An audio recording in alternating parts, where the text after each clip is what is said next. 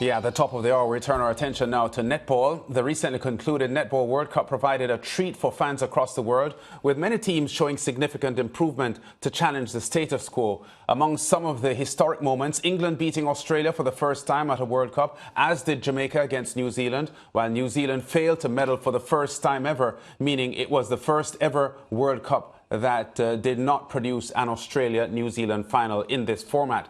But when all was said and done, it was the Australia Diamonds that secured the trophy, their 12th in 16 editions of the tournament. A popular theme that emerged in Cape Town was the dominance of the players who compete in the Australia Domestic League. For example, there were 7 Suncorp players in the Sunshine Girls squad, if you include the reserve player Shimona Nelson, while there were 3 key players for runners-up England who played down under. On the contrary, there were no Suncorp players in the squad of 5-time champions New Zealand, and now New Zealand Netball has started to investigate resurrecting a trans-Tasman competition with Australia. So how important is the success of Australia's Suncorp League to World Netball? To look back at Cape Town 2023 and shoot at the specific issue, we are joined by Brittany Carter, a journalist with ABC Sport Grandstand in Australia. Brittany, it's not the first time we've spoken to you here on the SportsMax Zone. Great to have you back on. And first of all, let me congratulate you on Australia's success at the Netball World Cup. Yeah, thank you so much. It was a wonderful tournament for Diamonds fans, certainly. So to be over there and covering it, it was the best possible outcome for an Australian. But I understand that obviously the Jamaicans probably didn't get to quite where they wanted to, and we thought they would probably be in that final ahead of the tournament. So lots to talk about, that's for sure. Yeah, let me start with the New Zealand researching their current status in World Netball, because they have taken a bit of a dive for sure. I think it was 2017 that the ANZ Championship, as we knew it then, the Trans-Tasman tournament, which included professional teams from Australia and New Zealand, that ANZ Championship, as we knew it, came to an end. Now, the ANZ Championship still exists in New Zealand as a domestic league, but the Australian Suncorp League continues to have a plethora of outstanding netballers international from all other nations. Is there, as far as you're concerned, a definite connection to the Suncorp League being as prolific as it is now, with a lot of other teams, let's say Jamaica and England, moving ahead of New Zealand, because New Zealand now have their domestic league that is just embracing their own players and not embracing an international flavour as the Suncorp does? Yeah, the other thing that the ANZ Premiership doesn't do is it doesn't really embrace imports. So they're only allowed to have 1 import per team. So it means that basically week in, week out throughout the season, the New Zealand players are only facing Kiwi netballers in a sense. And you think about how many imports we have now in Super Netball, and it means that our Australian netballers get to face Jamaica, England, even South African players on a regular basis. So that has definitely worked in our favour. The one thing I would say in defence of New Zealand is that their star shooter, Grace Nweke, went down with a knee injury 3 games into the tournament. And I think she would have been vital to their plans in winning the Cup. So to lose a player like that, particularly one of your biggest players in the squad, is probably where I see New Zealand's downfall more than anywhere else. But they should have also had a plan B to go to. And so I think that's where perhaps the experience of these Super Netball athletes comes into the fold, knowing that they do have that chance to play against the other styles more regularly. So I have seen, and you mentioned it before we started talking, that New Zealand is now investigating a way to sort of link up with Australia a little bit more. Whether that takes the form of them entering a New Zealand team into the league, because we know that the Australian League here is keen on expansion, whether it takes that form or whether they actually permit their players to head over to Australia and play in the league, because at this current time, none of their players can represent the Silver Ferns and also play in Australia in the Super Netball League. So they have a lot of strict rules around that. They did give some exemptions to, say, a Laura Langman or a Maria Folau to do that in the past. And so I think they maybe need to just broaden their horizons a little bit and think about creating that link again with Australia in some form. Yeah, all right. Solid point that you just made, Brittany, about New Zealand and their ANZ Championship. On the contrary, now let's look at how prolific a lot of the non-Australians have been, the elite players, players like Helen Housby and Eleanor Cardwell. Cardwell plays for the Adelaide Thunderbirds, doesn't she, with Shamira Sterling and Latanya Wilson, the two outstanding Jamaican defenders. How well they did for England, and it's also obvious how the Jamaicans flourished based on their experience in the Suncorp League with Janine Fowler and company. They were pretty strong, weren't they, coming out of the Suncorp? Yeah, you're right there. And I think the biggest thing for Eleanor Cardwell is that it was her very first season in the Super Netball League with the Adelaide Thunderbirds in 2023. And I just think she looks like such a fitter player. She's really challenged herself in ways that she wasn't able to do before in the UK Super League. So she recognised that she needed to take her game to another level, and moving to Australia was the way to do that. Now, we're not sure if she's going to continue with the Adelaide Thunderbirds because Tracy Neville, former Roses coach, has been able to snag that new head coach role with the new incoming team set to join the league next year and replace Collingwood's spot. But nonetheless, it does look like Cardwell will stick around for another year. And we've seen Helen Housby take her game to new heights for England as a result of playing with the Swifts for seasons and seasons. So, yeah, I think Jamaica too, like heading into the Commonwealth Games last year in Birmingham, and the way that they were able to claim their first ever silver medal in that event backed on the results of having their players come out to Super Netball and play in the league and just really build up that experience under the Australian high performance systems. I think for Jamaica, the biggest thing now is trying to get some of their mid-court players to New Zealand, to England, to Australia, to one of those domestic leagues around the world so that they can really, I guess, grow in that department. Because I think if anywhere that they fell down throughout this World Cup just gone, it was perhaps in that mid-court. So if they're able to just get that type of conditioning and the rigour of playing such hard netball each week in one of those big leagues around the world, I think Jamaica will really, be unstoppable in the years to come. It's just that link in the middle that they're missing at the moment. Right, because Brittany, we've seen how the Suncorp Netball League has really helped a few of our players. And just to mention, Janine Fowler, she's been brilliant this World Cup. It's just unfortunate that Jamaica wasn't able to close it out, because back in the Caribbean, a lot of people felt that if it was any year that Jamaica could have won, it would have been this year.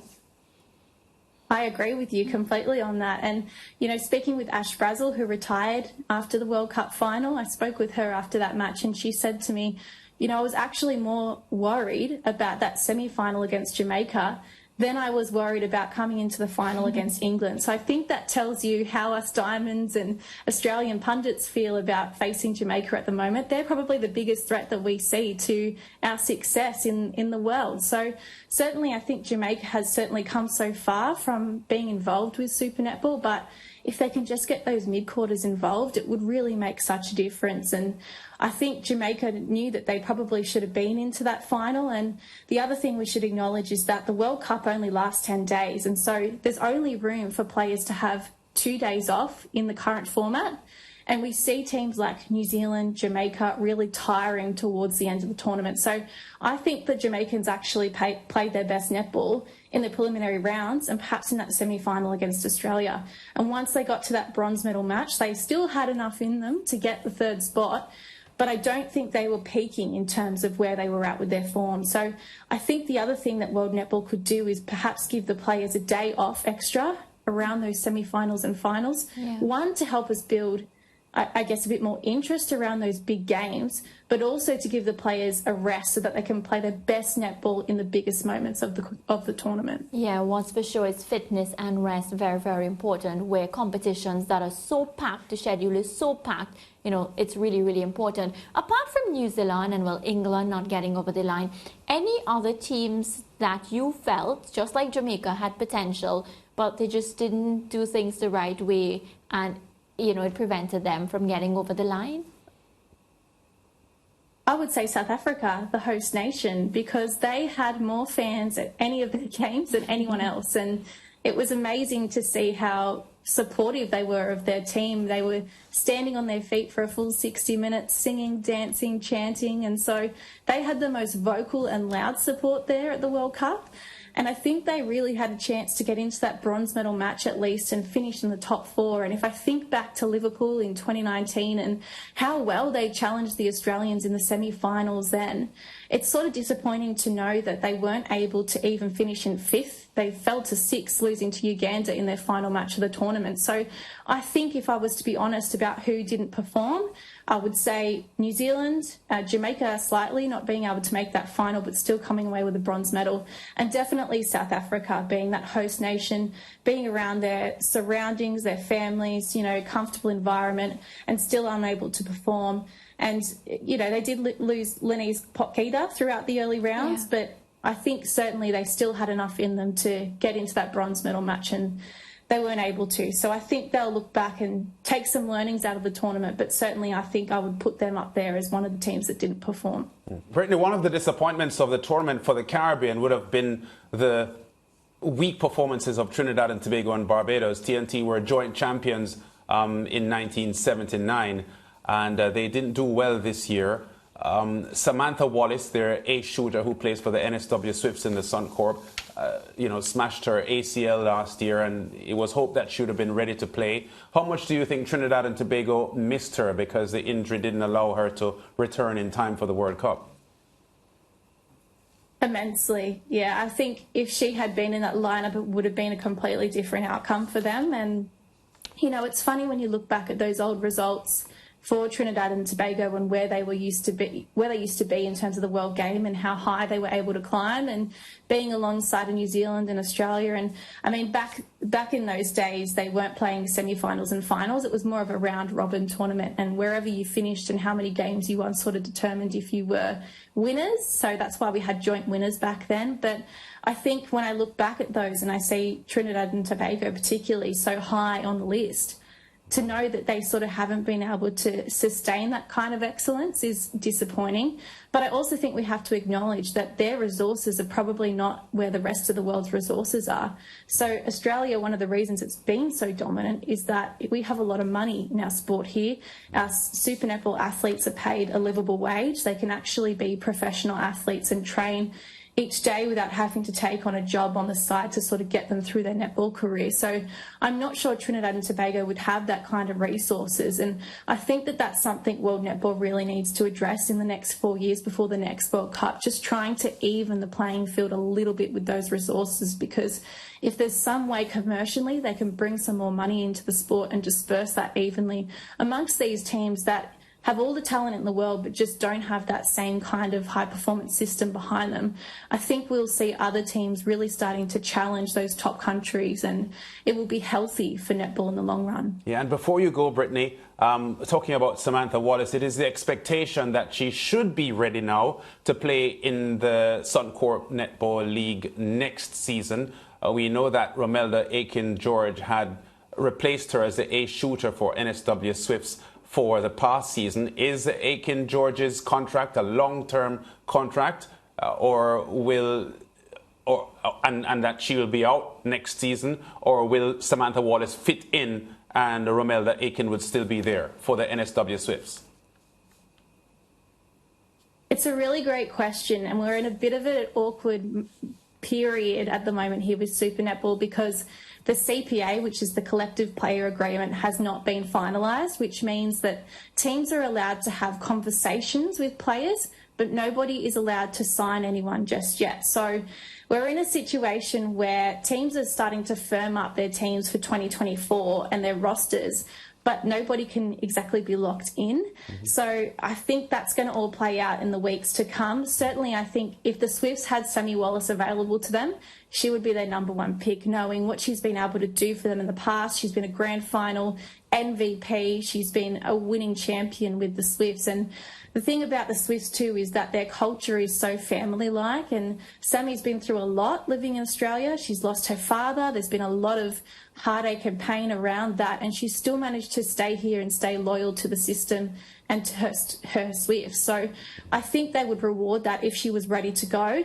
The concerns are, though, that knee is not improving at a rate it should be, because she was supposed to be back playing Super Netball midway through the 2023 season and just wasn't able to get there. So I certainly hope we do see Sam continue in Super Netball, but it's just, I think, a question now about how good that knee is.